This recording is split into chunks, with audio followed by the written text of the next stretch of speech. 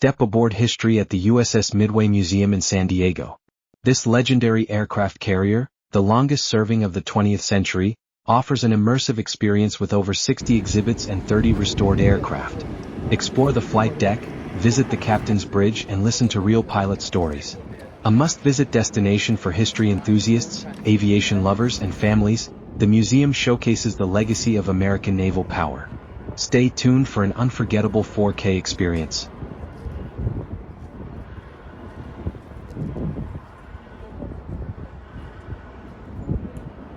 The USS Midway, commissioned in 1945, was the longest-serving aircraft carrier of the 20th century.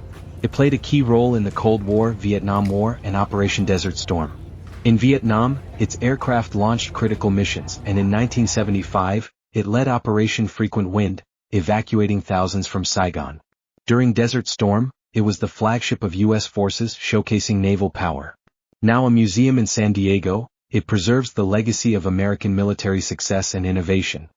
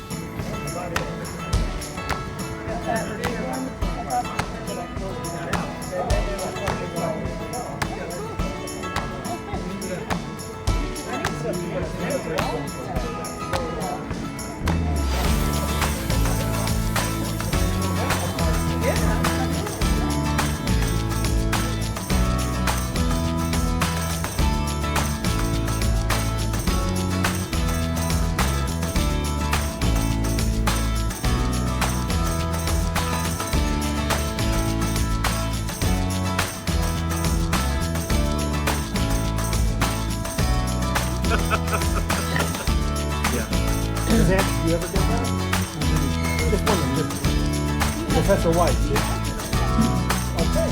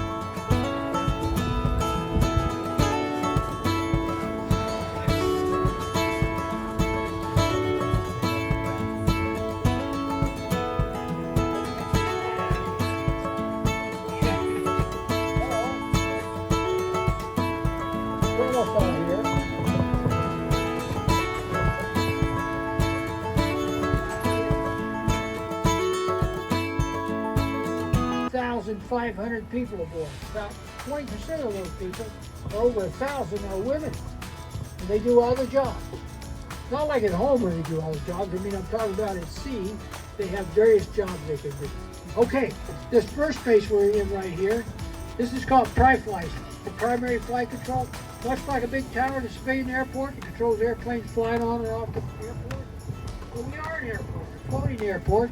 Airplanes fly out from my left, we launch them off from my right. Somebody's got to be in charge. The guy that's in charge here, he's the boss, the air boss. The officer is in charge of the air department. Big, about 400 guys in it. The air boss himself is a full commander, three big gold stripes on his sleeve.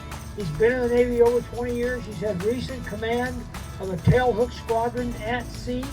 He's a naval aviator or he's a naval flight officer. What's the difference? Well, that F-4 down there just landed.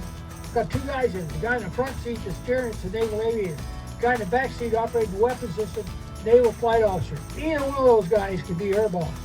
First, he's got to be mini boss. What a job title. What a mini. The mini boss has all the qualifications of the air boss, sits in that chair for a full year learning the job before he switches over and starts training his replacement. They have two prime jobs. One, safely operate the flight deck, the hangar bay, the airspace around the ship, 2,500 feet up, 5 miles around. That's their airspace. Second prime job, do what we're supposed to be doing, flying airplanes. One of the ways we manage that, this big board swings out. Young man learned how to write backwards and throughout the flight day. Typically, we want to fly for 12 hours a day. That could be at night. Prisoners of war during Vietnam on that side. Okay, what the fuck is that? Another young man operates these panels over here. He controls all the flight deck lighting. You gotta have the right lights on. Have a similar panel, well, they're line that needle up with my needle to tell the bridge they got the command. That defines a range of speeds as defined by this chart. I will then tell them exactly how many turns of the screw in order to achieve the speed the captain wants to go.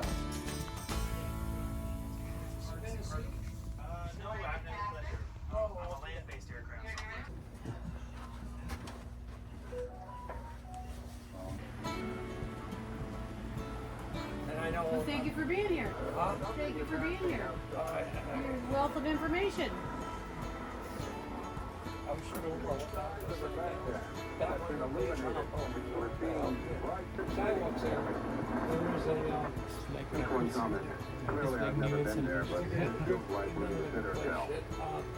Tony's Fish House. Did I hear that? Tony's Fish House. Did I hear Tony's Fish House? Yeah, since World War II. There was like 76 or 77 ships. Yeah, okay. And the flagship, this was the flagship. What you see in the radar screens is cam video from the Gulf War. Two radios, there was two radar screens there. There was two teletypes coming in as message traffic and directions. There was a third one, spare over there. There's dots over there with like cuckoo for ships that are punishing the war light. The all large ships have transponders, that's why. What the admiral staff do is gather information, go next door, sit down at that long table, come up with a battle plan. Once you give me the battle plan, you come back in there and carry on. The watch commander sitting right there, if you have a system, they'd be sitting right more than that. What I see in the back of you over there is all the ships are out there during Desert Storm, starting in January.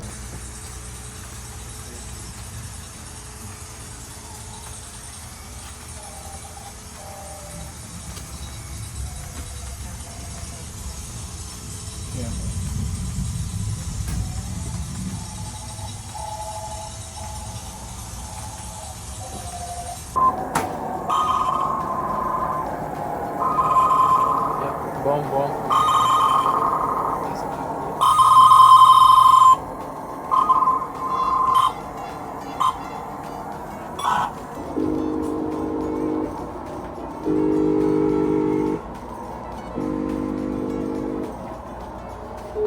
Anywhere.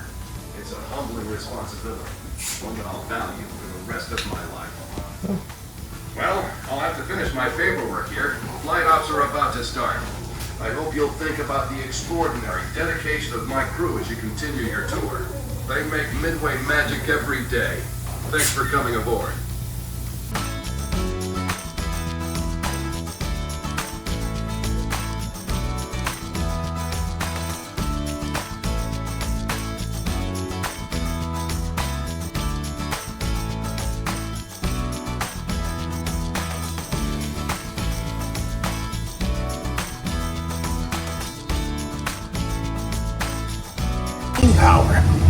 funneled it to different parts of the ship.